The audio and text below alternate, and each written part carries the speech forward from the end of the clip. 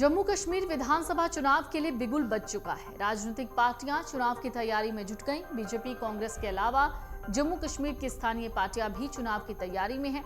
चुनाव की घोषणा होने के बाद सबकी नजरें हाई प्रोफाइल सीटों पर हैं। इन्हीं हाई प्रोफाइल सीटों में से एक राजपुरा सीट। यहाँ की शिरमल रोटी विश्व प्रसिद्ध है।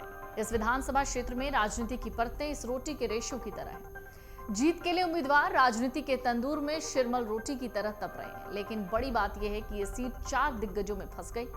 दक्षिण कश्मीर के पुलवामा जिले के राजपुरा विधानसभा क्षेत्र में 3 क्षेत्रीय, 1 राष्ट्रीय पार्टी के 4 उम्मीदवार आमने सामने हैं। इस सीट से 10 उम्मीदवार मैदान में ताल ठोक रहे हैं। खास बात यह है कि 3 दशक में पहली बार कोई कश्मीरी पंडित महिला यहां से अपनी किस्मत आजमा रही है।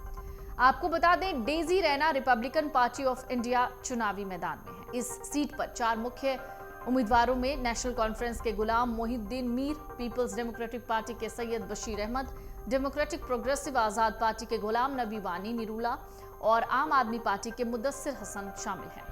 नेशनल कॉन्फ्रेंस के गुलाम मोहिउद्दीन मीर पुलवामा जिले के मुर्रन गांव के हैं। मीर 1996 में राजपुरा निर्वाचन क्षेत्र से विधायक रहे, लेकिन पीडीपी उम्मीदवारों से पिछले 3 चुनाव में लगातार हारे हैं। पीडीपी के सैयद बशीर अहमद शाह राजपुरा क्षेत्र के रहने वाले हैं। इन्होंने 2002 और 8 में 2 बार चुनाव जीता। 2014 में हसीब द्राबू को टिकट दिए जाने के बाद ये पार्टी से नाराज हो गए। इन्हें 2014 में ही पार्टी विरोधी गतिविधियों की वजह से पीडीपी से निष्कासित कर दिया गया।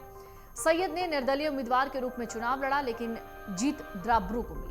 हार के बाद वो अपनी पार्टी में चले गए, लेकिन अब पीडीपी में लौट आए हैं। पेशे से इंजीनियर गुलाम नबी निलूरा को डेमोक्रेटिक प्रोग्रेसिव आजाद पार्टी ने मौका दिया है। राजनीति इन्हें विरासत में मिली है। इनके पिता और भाई दोनों राजपुरा सीट को 3 बार जीतकर नेशनल कॉन्फ्रेंस की झोली में डाल चुके हैं। पिता गुलाम कादिर वानी के निधन और भाई नजीर अहमद वानी की 1990 में हुई हत्या के बाद नेशनल कॉन्फ्रेंस ने गुलाम वानी निलूरा को टिकट नहीं दिया।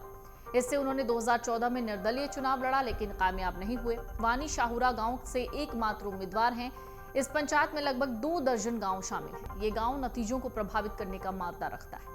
राजपुरा इलाके के रहने वाले मुदस्सिर हसन भी खुद को प्रमुख दावेदारों में पेश करने की कोशिश में लगे हैं। इस सीट पर बीजेपी उम्मीदवार अरशीद अहमद भट्ट भी मजबूती के साथ डटे हैं। राजनीतिक जानकार कहते हैं, गुलाम नबी वानी निलूरा के पिता और भाई नेशनल कॉन्फ्रेंस के बड़े नेता रहे हैं, इसलिए निलूरा नेशनल कॉन्फ्रेंस के वोट बैंक में सेंध लगाकर परेशानी खड़ी कर सकते हैं। पीडीपी इसका फायदा उठाने की फिराक में है, लेकिन पीडीपी भी एक निष्कासित और पार्टी बदलकर आए उम्मीदवार को उतारने, कार्यकर्ताओं को एकजुट करने में चुनौतियों का सामना कर रहे हैं। साल 2014 में नेशनल कॉन्फ्रेंस के गुलाम मोहिउद्दीन मीर और निर्दलीय गुलाम नबी निलूरा को संयुक्त रूप से लगभग 21,000 वोट मिले थे, जबकि द्राबू को 18,000 वोट मिले थे। नेशनल कॉन्फ्रेंस के वोट विभाजन से पीडीपी को फायदा मिला था। इस लिहाज से निलूरा के गांव शाहुरा बस्ती वोट बीजेपी और महिला कश्मीरी पंडित उम्मीदवारों और निर्दलीय उम्मीदवारों के प्रदर्शन पर ही सब निर्भर है कि ऊंट किस करवट बैठेगा। अगर आप ये वीडियो YouTube पर देख रहे हैं तो हमारे चैनल को सब्सक्राइब करें और बेल आइकन को दबाना ना भूलें। अगर आप Facebook पर ये वीडियो देख रहे हैं तो हमारे पेज को लाइक करें।